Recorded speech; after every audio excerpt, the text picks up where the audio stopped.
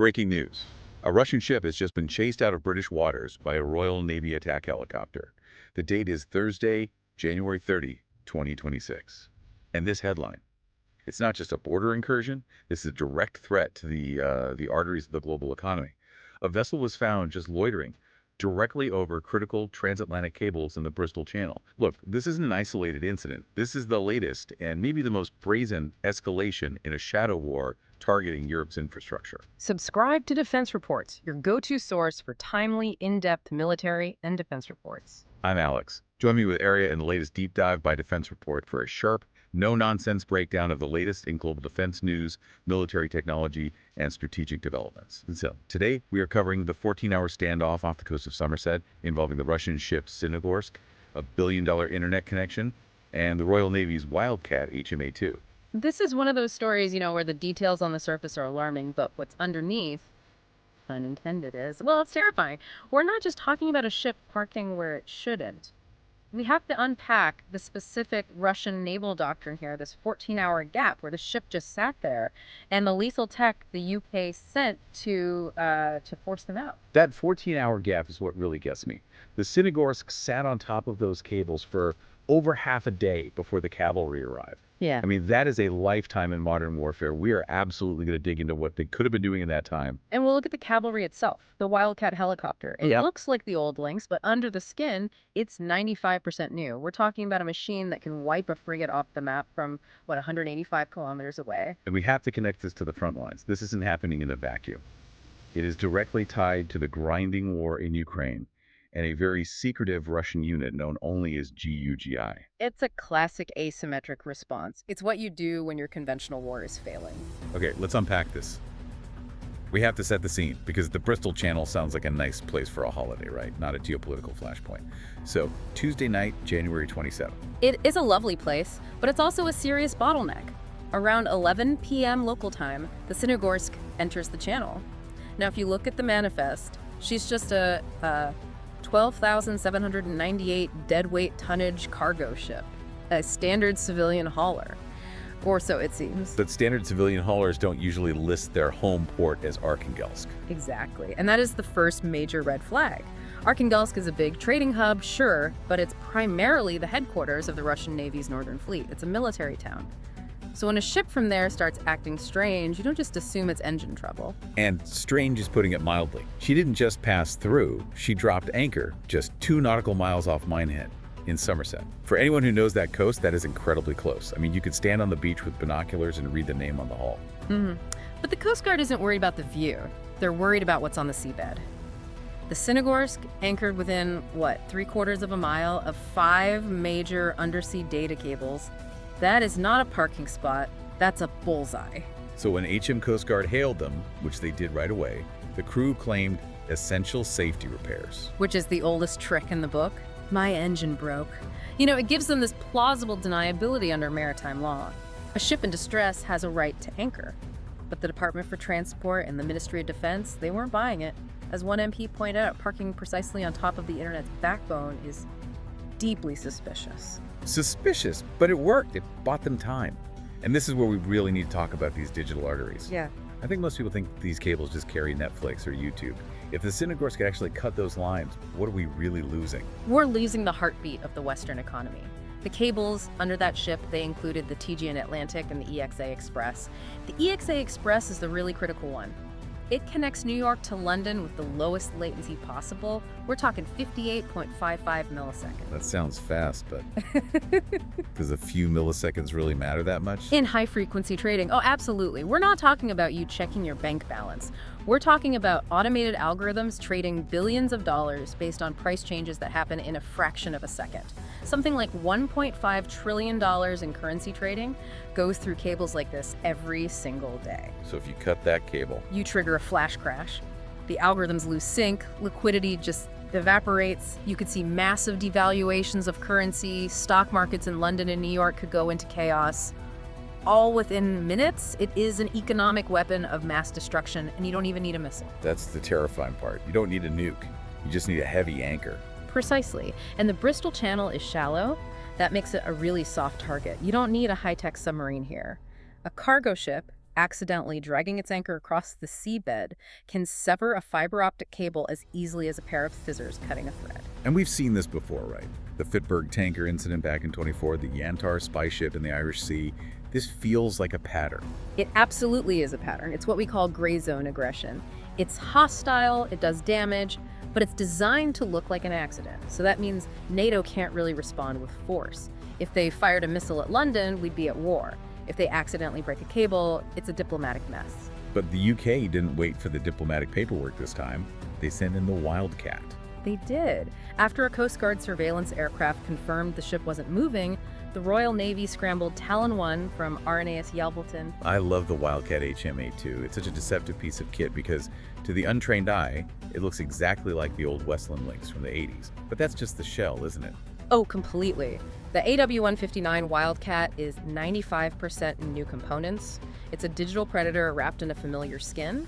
The biggest change is inside, the cockpit. It's a fully glass environment. And what does that mean for the pilot? It means cognitive dominance.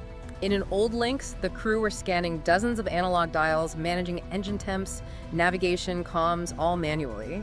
In the Wildcat, you have 4 massive multifunction displays that fuse all that data.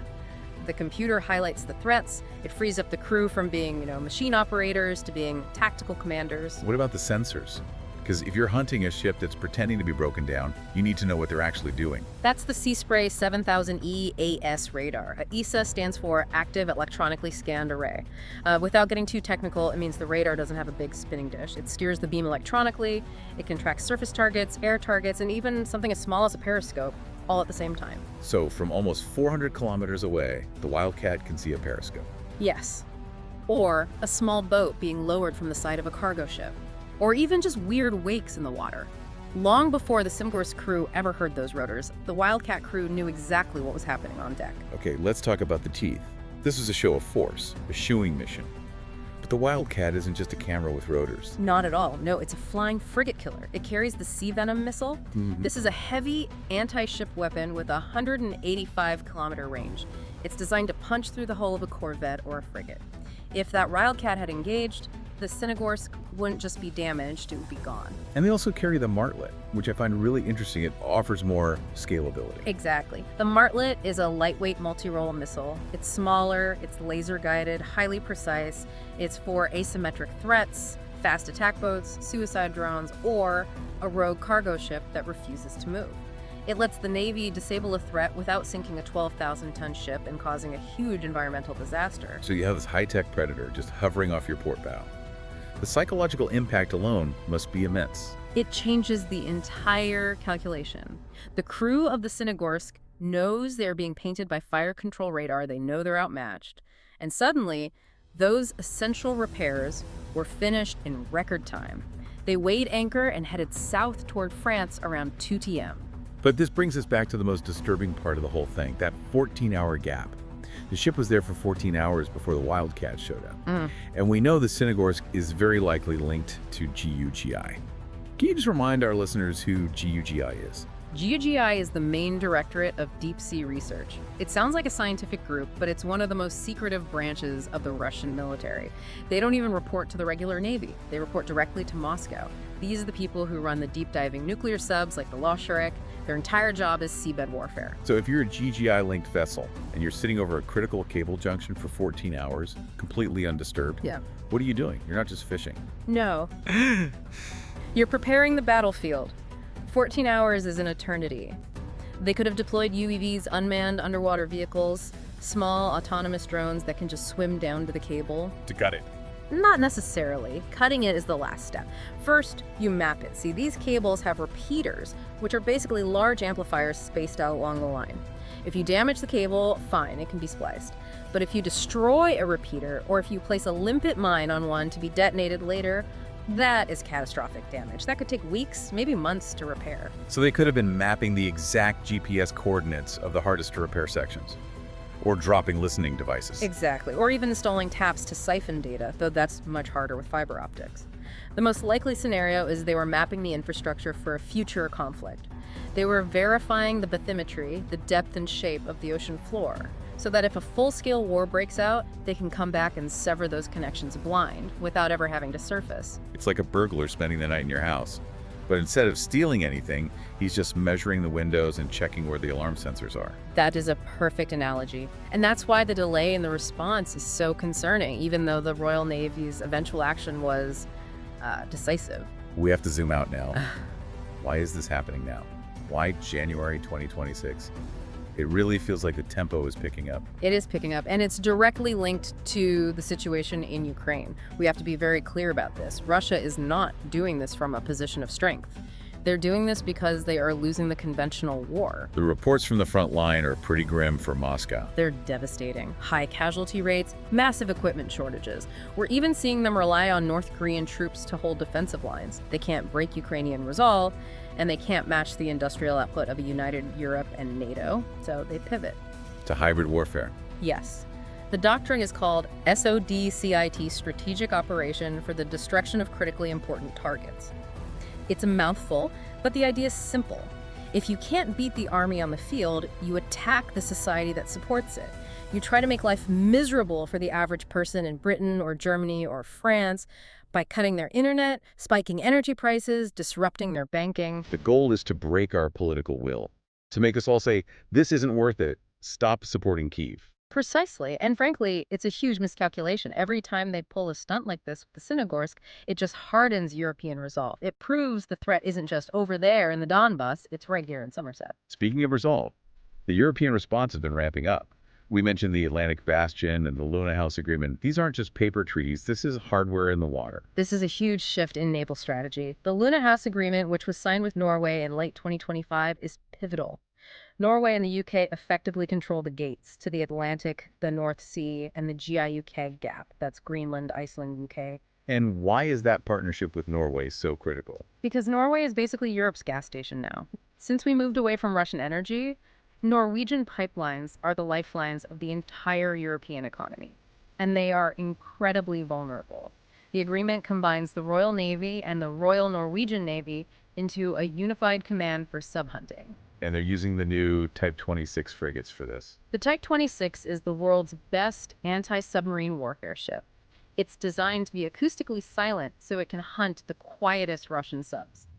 The agreement puts a combined fleet of 13 of these frigates into that gap.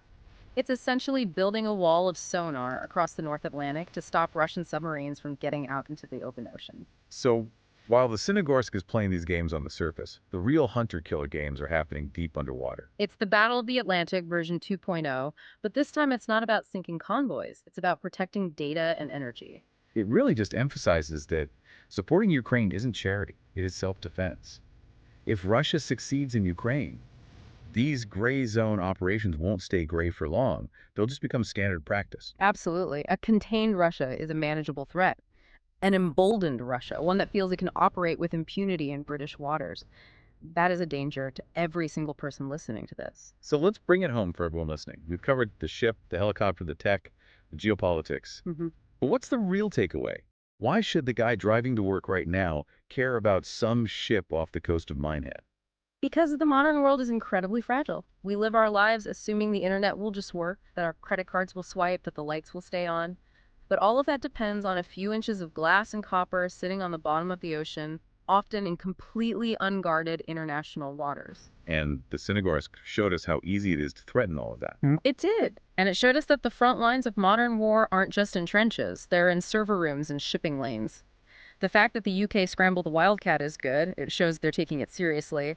But the fact that the ship was there for 14 hours, that shows we still have very real vulnerabilities. It's a chilling thought. We won this round. The Wildcat did its job.